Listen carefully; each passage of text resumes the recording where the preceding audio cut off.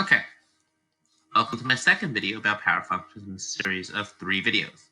So in today's case, we're looking at a coefficient greater than 1 on a power function. And to remind you, there were 9 types of power functions, all having the form of ax to some power n, and based on the power of n, it makes different shapes. If it's 1, it's linear. If it's 2, 4, 6, or 8, it makes a parabolic shape. If it's 3, 4, 5, or any odd number, makes this S shape. If it's a negative number and it's even, it shot up like this. And if it was odd, it made like this weird turn in the first and third quadrant. And if it's fractions, it does interesting things where if it's an even denominator, it makes just a half a S. If it's an odd, it makes a full S. And as the numerator increases, it comes more towards the even or odd shape, where it either makes a sort of parabolic, but it makes very narrow, or it starts to turn like this and go very more bent out of shape. And we'll see what happens when the coefficient is greater than 1, what actually happens to the function. So as the coefficient gets greater and greater and greater, no matter what our function is, let's do an even one first.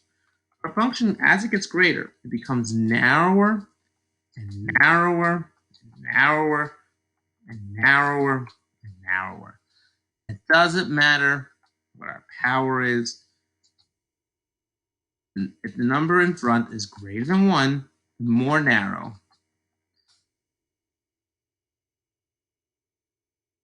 it gets. Doesn't matter what type of function we're working with. Doesn't matter if we're working with this even one, an odd one becomes narrower. If the negative exponent becomes actually wider because it pushes further away from the origin, but the further up you go, the narrower it gets. Here, look, it's getting wider, but there it's getting narrower.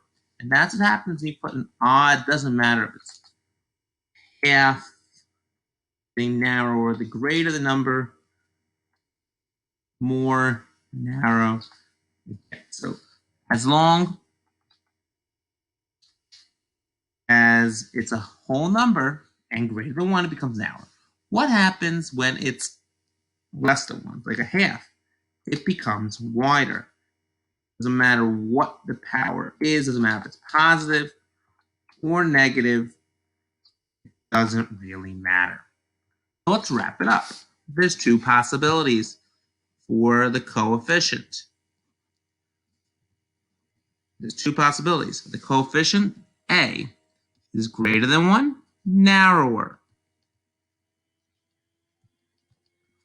Less than 1,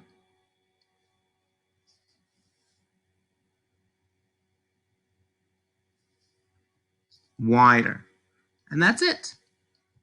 The greater and greater you get to 1, the more narrow and narrow it gets until it looks like it's almost touching the y-axis. The smaller and smaller you make A, even when it's less than 1, ends up becoming wider and wider and wider. It almost looks like this. It was an even power, or no matter what shape it makes. That's it, what happens in this video for the coefficients greater than 1. In the next video, we'll look at the effect of a negative coefficient on each of these functions. So in general terms, as you make it greater, the A has a dilation effect, which makes the actual graph wider or narrower. Or some people call it a constricting and a stretch. So constricting means it gets pulled closer, and a stretch literally means it gets pulled out. So as you get smaller, you're stretching it, and as you make it stronger, you're constricting it. And that's it. That's the end of this video on power functions. Subscribe to my channel and look out for the next video and the final video on this set, which reflected on my lesson on February 11th, 2021.